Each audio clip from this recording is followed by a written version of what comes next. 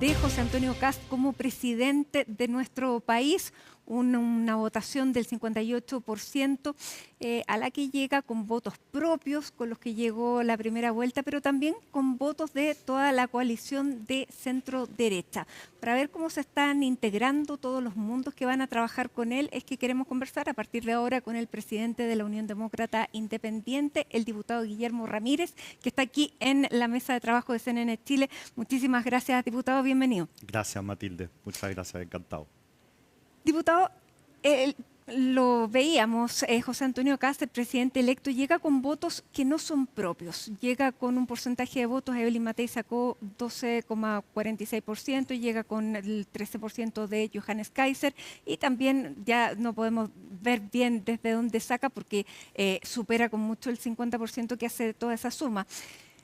¿Cómo están procesando ustedes este triunfo y cómo esos votos de ustedes van a verse incorporados al nuevo gobierno que ha llamado el presidente electo? A ver, yo creo que José Antonio Kast, aprendiendo de la experiencia de otros presidentes, como el presidente Boric, en el sentido de no ser mezquino y ser abierto respecto de quienes lo apoyaron en segunda vuelta, o del presidente Piñera, que en su primer gobierno nombró un gabinete muy técnico y alejado de los partidos, y muy rápidamente hubo que hacer cambios. Creo que José Antonio Kast está bien enfocado y ha tocado la tecla correcta. Él lo que ha dicho es que acá va a haber un gobierno de emergencia porque hay que resolver dos grandes temas. El tema seguridad, donde está también el crimen organizado, el narcotráfico, terrorismo en la macrozona sur, inmigración ilegal.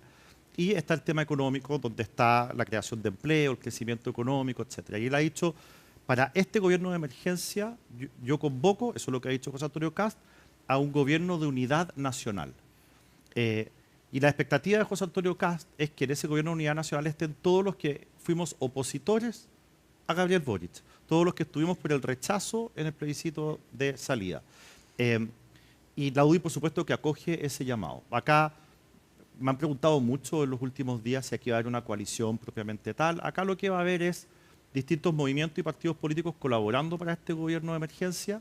Y nosotros, además, como UDI, le hemos pedido al presidente, yo se lo pedí el lunes, que ojalá incorpore otros temas que son considerados por nosotros como urgencias sociales, particularmente vivienda, educación, salud y trabajo. ¿Y fue receptivo? Perdón, sí, por supuesto. Yo lo que vi a José Antonio Kast inmediatamente, estábamos los 7 presidentes y secretarios generales de los 7 partidos que concurrieron a esa reunión, y él agarró el lápiz y tomó nota de las 4 cosas que le planteamos, y por supuesto que a todos los que estábamos ahí nos hace sentido, es un tema que nos une, no que nos divide. Y bueno, la UDI va a colaborar lealmente para resolver estos problemas con nuestros cuadros, con nuestra experiencia, con nuestros parlamentarios, con nuestros alcaldes, y espero que todos juntos podamos resolver estos temas que son urgentes y los vamos a resolver en breve plazo. Pero ustedes esperan una participación, bueno, van a tener una participación en el comité político, porque Claudio Alvarado va a ser una de las manos derechas, llegó con él a La Moneda, la primera visita a La Moneda, ya lo tienen integrado en el comité político. Sin embargo, puede que sea la figura de Carolina Toá, que no estaba como PPD, sino que como Carolina Toá. El mismo Martín Arrao ha dicho que el comité político lo van a integrar personas que eventualmente pueden pertenecer a los partidos de Renovación Nacional y la UDI. ¿Va a haber algo más institucional?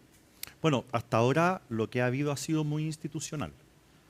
Nosotros hemos conversado con Arturo Esquella y con José Antonio Kast. Estamos tratando de aterrizar la forma en que los vamos a ayudar. ¿Pero se imagina una especie de nueva concertación de partidos? El tiempo dirá. Mira, Matilde, yo soy abogado y los abogados tenemos muy claro que primero van los hechos y después va el derecho. Entonces, la verdad es que primero tiene que ver cómo trabajamos juntos, cuál es nuestra verdadera capacidad de gobernar y de resolver los problemas de los chilenos, qué tan cómodos estamos todos entre nosotros. Y si eso finalmente deriva en una coalición amplia, una coalición política y electoral amplia, bien. Y si no, si finalmente llegadas las elecciones vamos a tener dos coaliciones de nuevo, también puede ser una opción. Yo no me adelantaría. Hasta ahora, ¿por qué no llegaron a hacer primarias? ¿Por qué no llegaron a una lista única? Era porque eran proyectos políticos distintos. Sí. Entonces, ¿cómo se entiende que estos proyectos políticos distintos hoy estén unidos porque puede ser, fue una coalición electoral, pero es una coalición de gobierno propia, una coalición política? Sí, lo que pasa es que como este gobierno falló en los dos temas más básicos y elementales que tiene que entregar cualquier gobierno, que es seguridad y también seguridad económica, hoy día estamos unidos para resolver esto que es súper básico. Si tú te fijas, Matilde, como el tema de seguridad es tan grave en Chile, se ha tomado todo el debate político. Acá no hay ninguna discusión demasiado sofisticada sobre ningún tema. Siento que tenemos muchos problemas en otros temas. Sin duda. Nosotros en tiempos normales... Y en materia de seguridad, claro, tenemos problemas porque nos comparamos con nosotros mismos y claro, tenemos una realidad muy distinta a la que teníamos antes. Sí. En economía podríamos tener un crecimiento mayor, pero la región está creciendo al 2,4, nosotros al 2,5. O sea, tampoco se sale tanto de la norma. Quisiéramos aspirar a más, ¿no es cierto? Pero vale, hoy día vamos a crecer este año a 2,4, pero recuerda que los años anteriores con Haití y Argentina y Venezuela, ocupábamos los últimos 3 lugares de crecimiento en la región. En la región, cuando lo que nosotros queremos compararnos con los países que les va mejor que a la región. Entonces, económicamente, ahora tenemos un 2,4, pero en el acumulado sigue siendo un gobierno que solamente va a crecer más que el segundo gobierno de la presidenta Bachelet. Va a ser por debajo de todos los demás gobiernos desde el retorno a la democracia. Y en materia de seguridad, la verdad es que a mí que me tocó en esta oportunidad ser candidato en el Distrito 9, el temor de la gente es brutal.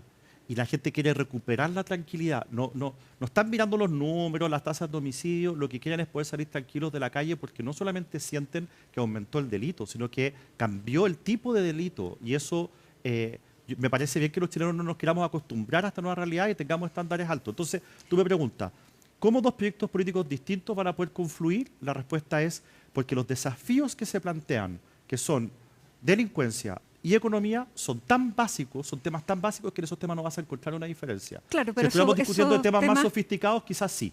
Pero claro, porque poner otros temas como los que ustedes les plantearon ya es sumar otras maneras de ver la sociedad y de ver ciertos otros temas. Y estos dos temas, o sea, una agenda de seguridad supera un gobierno debiera superar una agenda de seguridad con creces en 4 años. Este gobierno no logró superarla. Ya, ustedes van a poner ¿se han autoimpuesto plazos en materia de seguridad y en materia económica? Bueno, dependiendo de ciertos temas, sí. Por ejemplo, me puedo equivocar en la cifra exacta, pero si no me equivoco, José Antonio Kast dijo que en el caso del terrorismo en la macrozona sur, en 1 año y medio creo que dijo, los 10 grupos terroristas que están operando en la zona van a ser desarticulados. Y él se ha autoimpuesto plazo en materia de migración y también en mostrar mejores cifras. Bastantes dudas. Entonces, sí, está bien, pero... ¿Cómo lo van a hacer? Usted ya tiene en materia de migración, diseño, sí, ¿cómo termina? O sea, expulsar a los migrantes irregulares, que era una de las principales puntos de campaña que no lograba definir y explicar. Bueno, ahora van a venir ya las medidas transformadas en proyectos de ley. Pero una de las cosas que ha dicho José Antonio Kast, cuando él decía vamos a invitar a los inmigrantes a irse, lo que él estaba diciendo era que a los inmigrantes ilegales, obviamente, ilegales, es súper bueno resaltar esto, porque yo me he topado en la calle con migrantes que están en regla. O sea, no es ilegal, sino que son irregulares. Bueno, irregulares o indocumentados. Claro. Personas que no entraron por la vía regular, a eso me estoy refiriendo. Esas personas, la verdad es que se les va a hacer la vía más difícil. Porque hoy día ellos reciben beneficios, por ejemplo, cuando tienen alguna situación de vulnerabilidad extrema, y reciben los beneficios que reciben todas las familias que tienen algún tipo de vulnerabilidad extrema. Bueno, esos beneficios, estamos hablando solo de los beneficios, no se les van a entregar. Por ejemplo, ¿pero ustedes estarían de acuerdo con que se les negara la salud y la educación a los niños? No, por supuesto que no. Pero no se van a saltar la fila por el hecho, porque algunos se pueden saltar la fila por situación de vulnerabilidad. Sí. Si usted está irregular en Chile, no. ¿Se le va a atender? Por supuesto que sí. ¿Va a poder entrar al colegio? Por supuesto que sí. Pero lo que ocurre es que hoy día, como pueden optar a ciertos beneficios, eso en la práctica es un efecto llamado. Y hay que terminar con eso. No puede ser que llegar a Chile por la ventana, al final no produzca efecto alguno en cuanto a los beneficios sociales que otorga el Estado.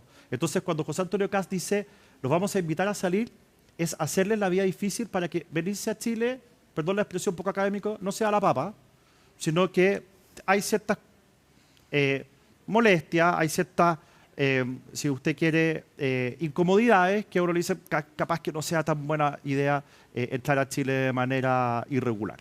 Ese es básicamente el plan, más allá de que José Antonio Kast, uno de los temas que trató ayer con el presidente Milei, y una de las cosas que trató con los presidentes latinoamericanos, con los que habló por teléfono esa noche, esto lo sé porque él lo comentó, es que cuando caiga el gobierno de Maduro, muchos venezolanos van a querer volver a su país, y para eso es necesario habilitar corredores humanitarios, que entre todos haya una coordinación de cómo ayudar al traslado de estos venezolanos a su país. Corredor y eso, unidireccional, porque los corredores suelen ser sí, bidireccionales. exacto, exactamente, unidireccional. Es decir, para retornar a Venezuela, no para que vengan más venezolanos para acá. Y eso ya lo está conversando con distintos países de latinoamericanos que tienen el mismo problema, de tal manera que cuando caiga el gobierno Maduro, el regreso de los venezolanos pueda ser más expedito y de ese modo vayamos todos resolviendo nuestros respectivos problemas. Estas familias que quieren volver a Venezuela, Chile que quiere controlar la inmigración irregular, el gobierno de Maduro. La UDI apoya... No, cuando caiga el gobierno de Maduro, sí. ¿La UDI apoya una intervención militar de Estados Unidos en Venezuela? Yo creo que lo que está haciendo Estados Unidos, que es ejercer toda la presión del mundo, es el camino correcto. La presión es legítima, pero la intervención militar en un territorio... Es una pregunta difícil porque, en principio, por supuesto que no. Pero lo que ocurre hoy día es que uno se da cuenta de que el diálogo que muchas veces pide Nicolás Maduro y que pidió en su momento Hugo Chávez fueron simplemente medidas dilatorias.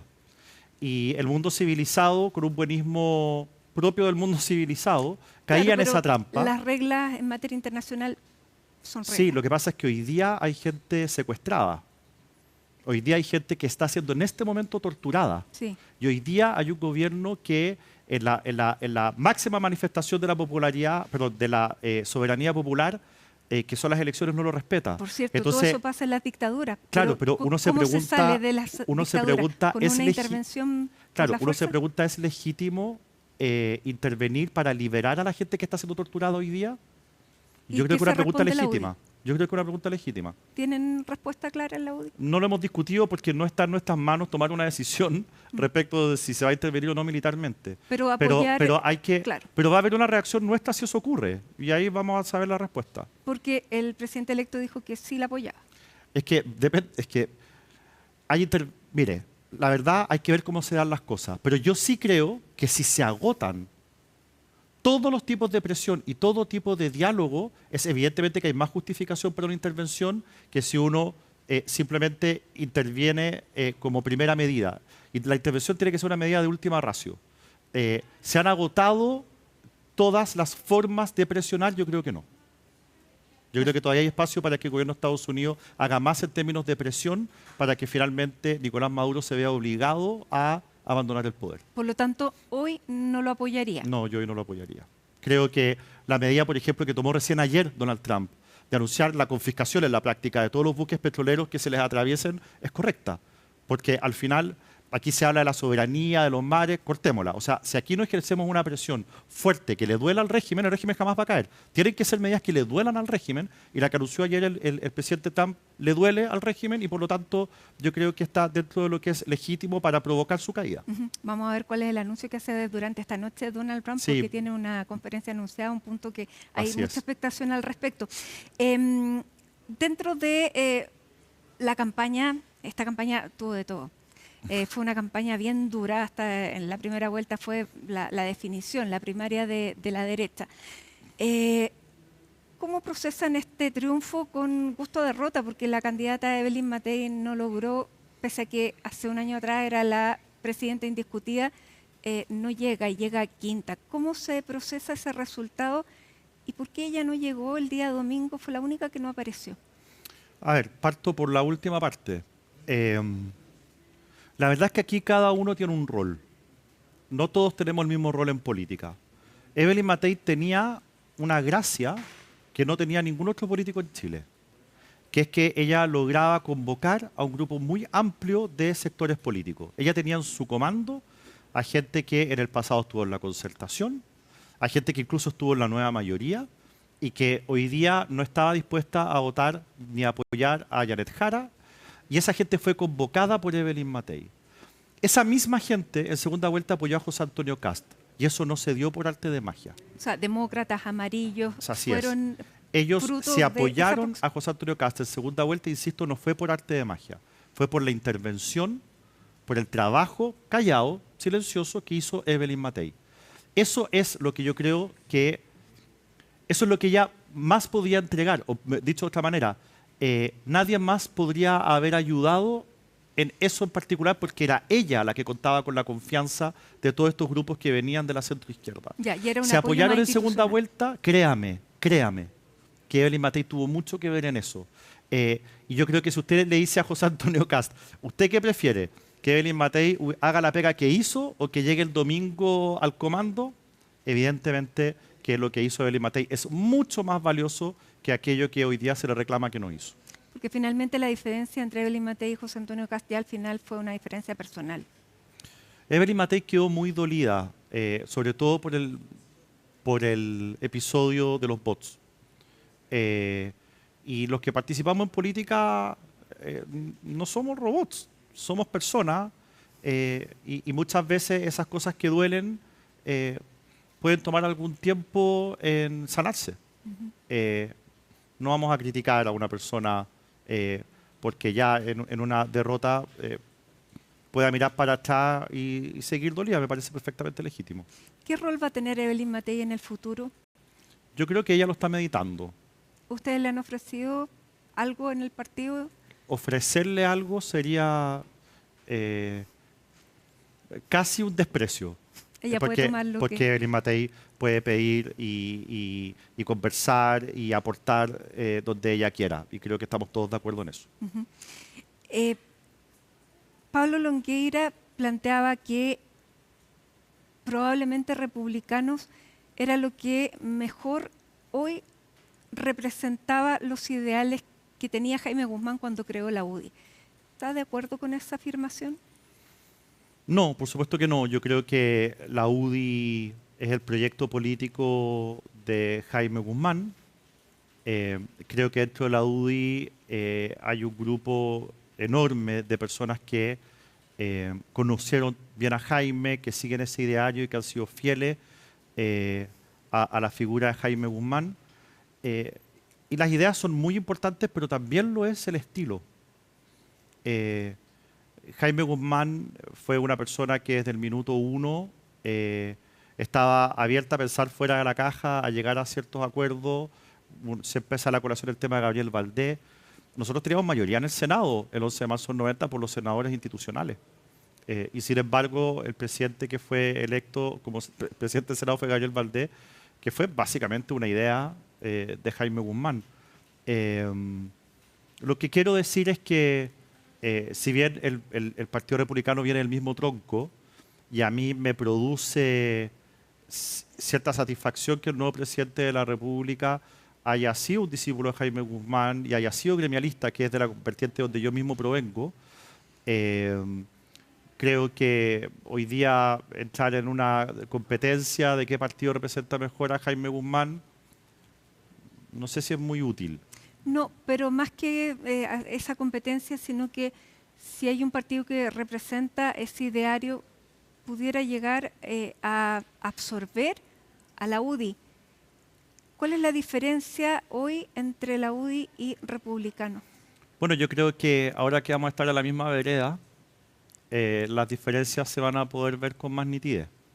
El tiempo, el breve plazo, en el brevísimo plazo, lo va a decir, porque hoy día estamos frente a un partido republicano que, enhorabuena, y yo me alegro, está haciendo lo que yo creo que tiene que hacer, que es abrirse a incorporar a otros partidos, tener un trabajo conjunto. El otro día en una entrevista Arturo Esquella dio una explicación genial respecto a la importancia de la diversidad al interior del gabinete. Entonces, todas esas cosas que uno podría decir que no lo habíamos visto antes del Partido Republicano. Porque es bien distinto ese discurso a que son proyectos políticos tan distintos que no pueden hacer una primaria juntos, o tan Bueno, por distintos eso, de que ustedes son los que no tienen principios, los que traicionan principios. sí, yo creo que estamos en un momento de cambios al interior de nuestro sector político y yo mismo no sé qué viene en el futuro, nadie lo sabe y estoy ansioso por verlo, pero soy optimista respecto a que vamos a poder trabajar juntos muy bien.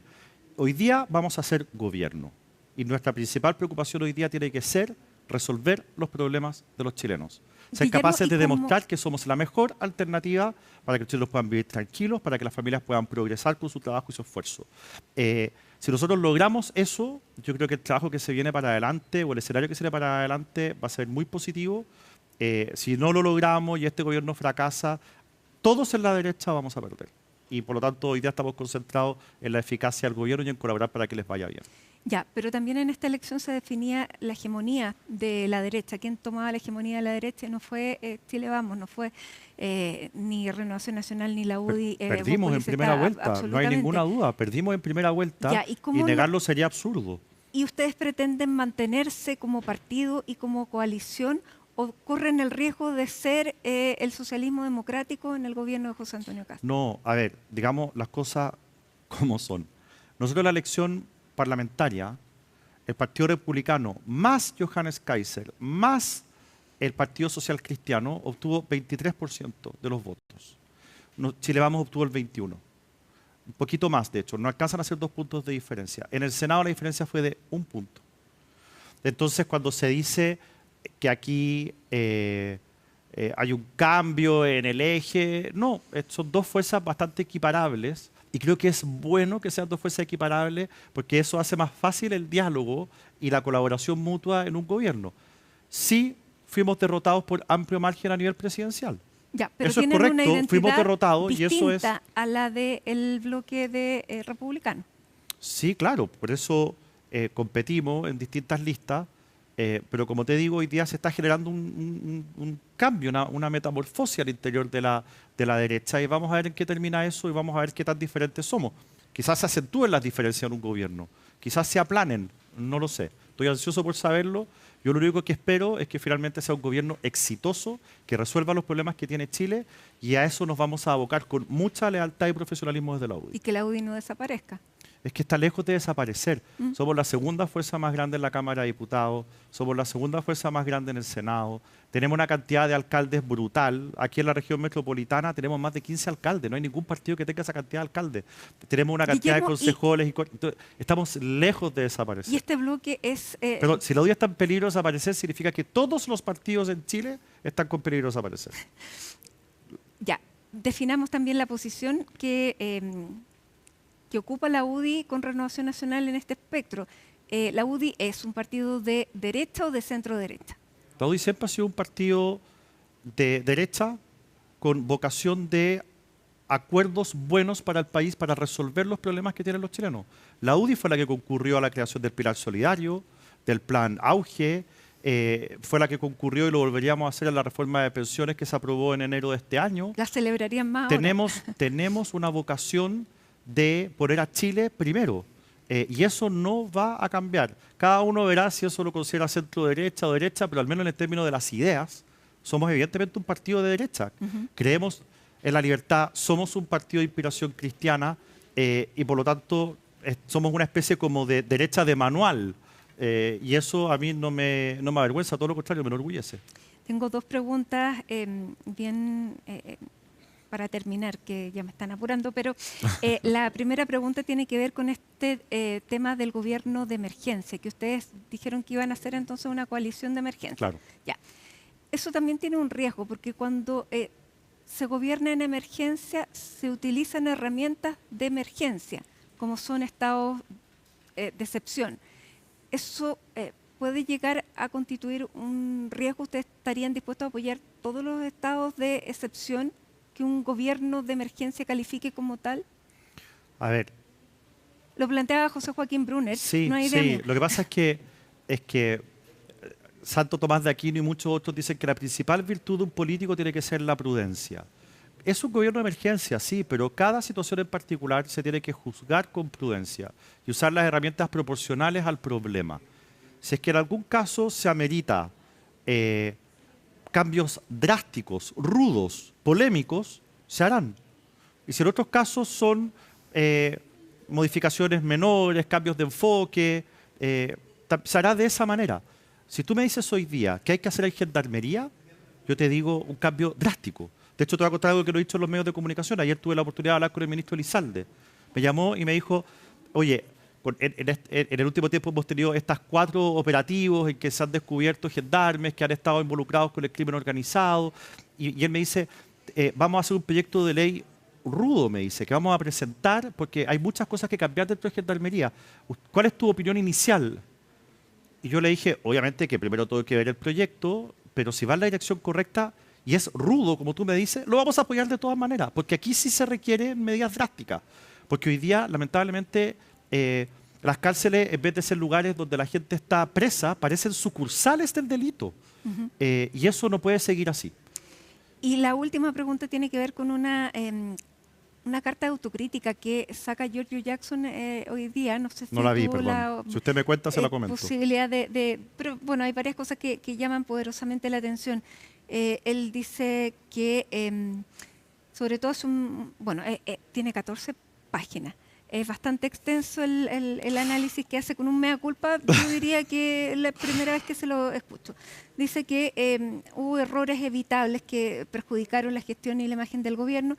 Primero, las señales erráticas, la conformación de la coalición, la ausencia de un rol más activo en el proceso constitucional, su propio rol como barrera para la consolidación de confianza dentro de la coalición y torpes declaraciones sobre la escala de valores y principios, por ejemplo.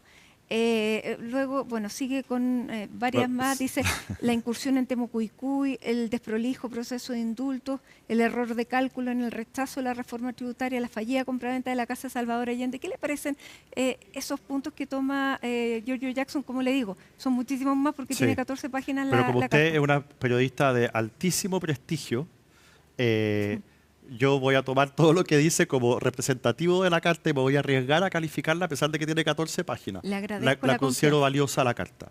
Considero que siempre es valioso hacer autocrítica. Las cosas que usted mencionó como errores que Giorgio Jackson detecta, yo suscribo con todos esos puntos. Creo que todos fueron errores importantes del gobierno. Y creo que en política hacerse autocrítica es valioso si esas son hechas con la intención de cambiar, de mejorar. Y yo creo que el Frente Amplio, que es el partido al que pertenece Giorgio Jackson, va a tener que demostrar, ahora que van a volver a ser oposición, si efectivamente cambiaron y se van a hacer una oposición que va a poner a Chile por delante primero, o si van a ser desleales con la ciudadanía y con los chilenos como lo fueron cuando fueron oposición antes, en que para ellos será mucho más importante hacerle daño al presidente Piñera que resolver los problemas de los chilenos. Vamos a ver si esa autocrítica finalmente los lleva a cambiar. Eso lo va a decir el tiempo. Porque lo que yo he visto hasta ahora es que el Frente Amplio entró con la pierna en alto. Bueno, aquí dice nuestro rol, encontrar nuestro rol como oposición firme, responsable y propositiva. Yo le quiero decir que el domingo en la noche yo estuve en Televisión Nacional con Constanza Martínez, la presidenta del Frente Amplio. No había pasado una hora del discurso de José Antonio Kast y ella lo hizo pedazos. Ayer, en la tercera, el secretario general del Frente Amplio, el señor Kublet, justificó, validó, defendió las acusaciones constitucionales contra el presidente Piñera. Bueno, cosa que a mí me parece increíble. Entonces, ojalá que haya, jamás pensé que diría esto, pero ojalá que haya más autocrítica tipo Giorgio Jackson que lo que hemos visto hasta ahora de la presidenta y secretario general del Frente Amplio respecto a cómo van a ser la oposición. Diputado Guillermo Ramírez, presidente de la UDI, muchísimas gracias por estar aquí con nosotros conversando y haciendo esta análisis. Gracias, Matilde, que te vaya muy bien. Gracias. Muchas gracias. Hacemos un alto rápidamente y ya regresamos con las noticias internacionales.